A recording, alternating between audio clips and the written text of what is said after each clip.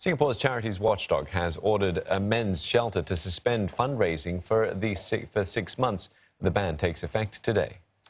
The Commissioner of Charities says it has received feedback on Crisis Centre Singapore, which provides transitional shelter for homeless men. It said investigations have raised concerns about the charity's governance and practices.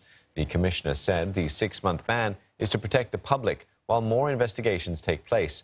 But the charity is still allowed to continue its daily operations. It was granted charity status in May last year.